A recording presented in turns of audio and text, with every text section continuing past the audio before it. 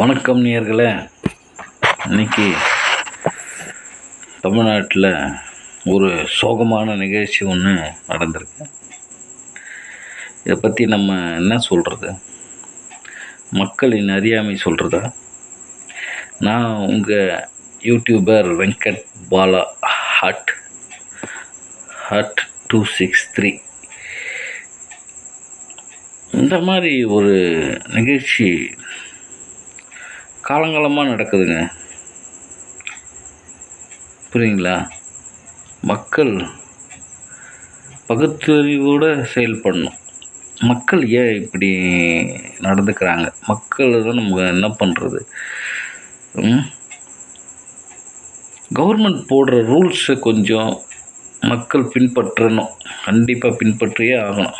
ஏன்னா அந்த ரூல்ஸை ஃபாலோ பண்ணணும். ஏன்னா கவர்மெண்ட் மேலே உங்களுக்கு பிழைய வராமல் அவங்க பார்க்கணும். புரியுதுங்களா? அதனால் கவர்மெண்ட்டு சில ப்ரிகாஷன்ஸ் எடுப்பாங்க. இதை அரசியல் நடத்துகிறவங்க, சினிமா நடிகருங்க தங்களுக்கு சாதகமாக இல்லைன்னு சொல்லிட்டு புலம்பத்தான் செய்வாங்க.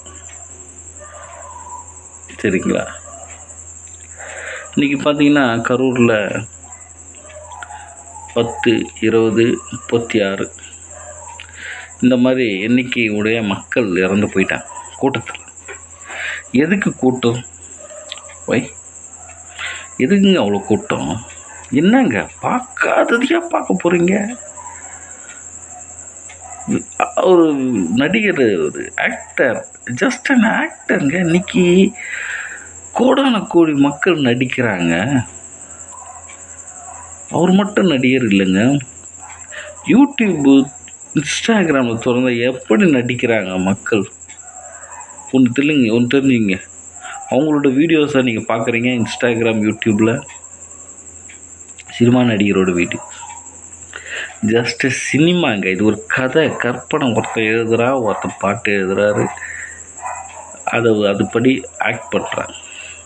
கஷ்டம்தான் படம் எடுக்கிறது. கருத்து நான் சொல்ல வரல, கஷ்டமான இதுதான். அதெல்லாம் ஒரு விஷயம் கிடையாது. ஆனால் அது ஆக்டிங். இந்த மாதிரி நிறைய பேர் நடிக்கிறாங்க. எவ்வளோ பேர் நடிக்கிறாங்கன்னா, ஒரு யூடியூபர் நானே நிறைய பாட்டு, நடனம், டான்ஸ் எல்லாமே பண்ண முடியும். எல்லாராலையும் பண்ண முடியும். இதை ஒருத்தர் செய்கிற பெரிய விஷயமா ஆக்குறீங்க. எல்லாத்தையும் பெரிய மக்கள் பெருசாக நினச்சிக்கிறீங்க உலகத்துலேயே. அந்த மாதிரிலாம் நீங்கள் ரொம்ப என்ன சொல்கிறது? மக்களே, இந்த மாதிரி கூட்டத்தை தயவுசெய்து நீங்கள் இது எம்ஜிஆர் டைமில் தான் அறிவு இல்லாமல் படத்தில் செய்கிறதெல்லாம் உண்மைன்னு நினச்சிக்கிட்டு,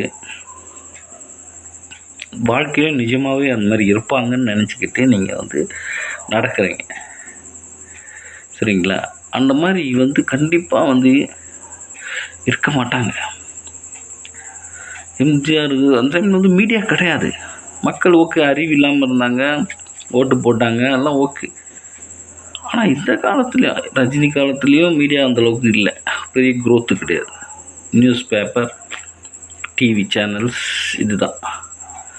ஆனால் இப்போ பாருங்கள், எவ்வளோ மீடியா டெக்னாலஜி எல்லாம் வந்துருச்சு. அவர் வந்தார், மீட்டிங் பேசினார், ஓகே. ஒரு குழந்தை காணோம், கீழே இறங்கி கண்டுபிடிக்க முடியுதா அவரால்? கீழே இறங்கி கண்டுபிடிக்க முடியுதா? முடியாது. இப்படி முடியாது. Is asking for help. Please help பண்ணுங்க, ப்ளீஸ் காப்பாற்றுங்க, தண்ணி கொடுங்க. ஒரு வாட்டர் பாட்டில் கூட எடுத்து போய் கொடுக்க முடியாது. நீங்கள் அந்த மாதிரி பண்ணி வச்சுருக்கீங்க மக்களை. புரியுதுங்களா? முடியாது. படத்தில் ஓடி ஓடி காப்பாற்றுவார். தண்ணி டேங்கை இழுத்து மூடுவார், தண்ணி டேங்கையே கீழே கவுப்பார், மக்களை காப்பாற்றுவார். ஒரு உயிர் போயிடுச்சுன்னா கதறி கதறி அழுவார். இன்றைக்கி நிஜத்துலேயே அப்படி உயிர் போயிருக்கு. புரியுதுங்களா?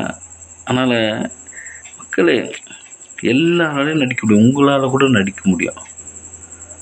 புரியுதுங்களா? இப்போ நான் போய் அந்த கூட்டத்தில் பார்த்து நான் மற்றவங்கள குறை சொல்கிறேன்னா என்னையே நான் குறை சொல்கிற மாதிரி. இப்போ பாருங்கள், நான் இப்போ இன்னொருத்தரை கை காட்டுறேன், ஆள் காட்டு இப்படி காட்டுறேன். இப்போ இன்னொரு வரல் என்ன காட்டுது. புரியுதுங்களா? நம்மளையும் தப்பு இருக்குது. அதனால் மக்களே புரிஞ்சுக்கிங்க. இளைஞர்களே ரொம்ப ரொம்ப ரொம்ப ரொம்ப படத்தை பார்த்து இம்ப்ரெசிவ் ஆகாதீங்க. இம்ப்ரெஸ் ஆகிறதுக்கு ஒன்றும் செய்யலைங்க. என்னங்க செய்கிறாங்க? ஜஸ்ட் அன் ஆக்டிங், நடிக்கிறாங்க. டான்ஸ் எல்லாராலையும் கற்றுக்க முடியுங்க. ஆட தெரியாதவனும் ஆடலாம், பாட தெரியாதவன் பாடலாம், நடிக்க தெரியாதவன் நடிக்கலாம். எல்லாராலையும் முடியுங்க. இது ஒரு பெரிய விஷயமாக்கி ஒருத்தர் பெரிய ஃபேமில் போய் உட்கார வச்சு அவர் ஃபாலோ பண்ணுறது இதெல்லாம் ரொம்ப ரொம்ப ரொம்ப.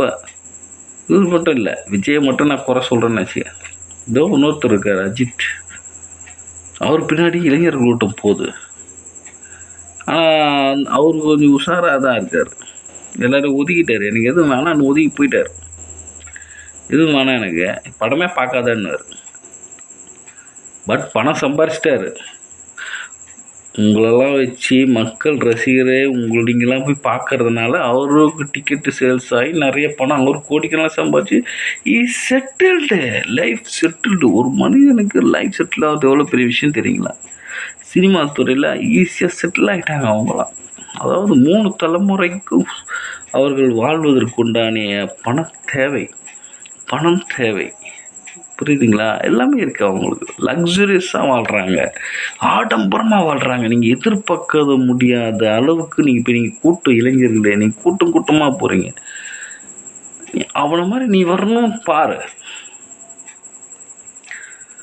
ரஜினி பின்னாடி ஒரு கூட்டம் போச்சு, அரசியல் கட்சி நடத்துறது. கட்சி என்ன ஆச்சு?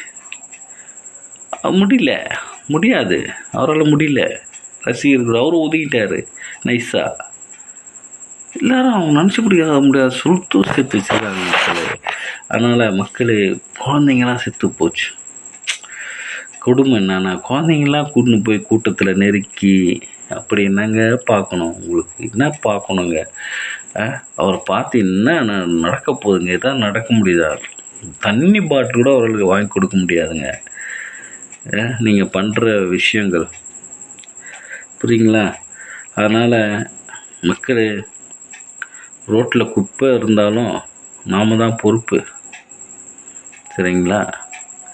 மக்கள் கூட்டமாக போய் நீங்கள் செத்தாலும் நீங்கள் தான் பொறுப்பு. அவர் பேசிட்டு போயிட்டார். நான் கட்சி முடிச்சுக்கிறேன், பார்க்கலாம். இந்த கை ஆட்டுறது இருக்க, இது ஒரு ஜாலம், கை ஜாலம். கையட்டி இஸ் கான். போய் சேர்ந்துட்டு வீட்டில் தூங்க. இப்போ 10 பேர் ஃபீல். அனைவருக்கும் நான் என் ஆழ்ந்த அனுதாபத்தை தெரிவித்துக் கொள்கிறேன். யாரும் கூட்டத்தில் வராதிங்க, பாதுகாப்பாக இருங்க. அட்வைஸ் பண்ணார். நடந்ததே அவர்கள் தான் இந்த விஷயம் இருக்கும். ஆனால் அவர் நமக்கு அட்வைஸ் பண்ணுவார் புரியுங்களா? அனுதாபம் சொல்லுவாங்க. ஆளுக்கு 10 லட்சம் கொடுக்குறேன்னு சொல்லுவாங்க. மக்களே, உயிர் போயிடுச்சு, திரும்ப வர தட்ஸ் ஆல், அவ்வளோதான். 10 லட்சம் எல்லோரும் கொடுக்குறணும். அதனால் மக்களே, நீங்கள் தான் திருந்தணும். இவ்வளோ போய் ஒரு நடிகருக்கு இவ்வளோ கூட்டம் போகக்கூடாது. கட்சி ஆரம்பிக்கிட்டோம். What he will do? Singapore ஆக்கிடுவாரா? எந்த அரசியல் சிங்கப்பூரை மாற்றிருக்காரா? எனக்கு தெரிஞ்சு தப்பாக இது ஒரு கட்சியை மட்டும் சொல்கிறேனே, திமுக மட்டும்தான் தமிழ்நாட்டின் வளர்ச்சியின் முதுகெலும்பு. புரியுதுங்களா? திமுக மட்டும்தான். கூட இருந்த கட்சிகள்லாம் சப்போர்ட் பண்ணுறது ஓகே. பட் நான் மறுபடியும் சொல்ல, திமுக டிஷர்ட் போட்டுங்கனால சொல்லலை. திமுக தான் முதுகெலும்பு வளர்ச்சி, தமிழ்நாடு வளர்ச்சிக்கு. இது தெரிஞ்சுக்கங்க. இது அப்பட்டமான உண்மை. மற்றெல்லாம் மாற்றிட்டிக்கலாம். நான் செஞ்சேன். யாரும் சிங்கப்பூராக மாற்ற போகிறது கிடையாது, சரிங்களா? ரோடு என்றைக்குமே பள்ளமாக தான் இருக்கும். அப்போ தான் அவங்க பணம் சம்பாதிக்க முடியும், அரசியல்வாதிங்க. இது ஒரு பிஸ்னஸ். இப்போ விஜய் படம் விட்டு விஜய் இப்போ படத்தில் 200 கோடி சம்பளம் வாங்குறாரு. படத்தை விட்டுட்டு இப்போ இதுக்கு வர்றாருன்னா என்ன அர்த்தம்? இஸ் கோயிங் டு 1,000 crores, 1000 கோடி சம்பாதிக்கலான்னு வர்றார். புரியுங்களா? இதில் இவ்வளோ வருமானம் இருக்கா? உங்களோட பணம், வரி பணம் மக்களே. அதனால் நீங்கள் திருந்தினாதான். திருடனாய் பார்த்து திருந்தாவிட்டால் திருட்டை ஒழிக்க முடியாது.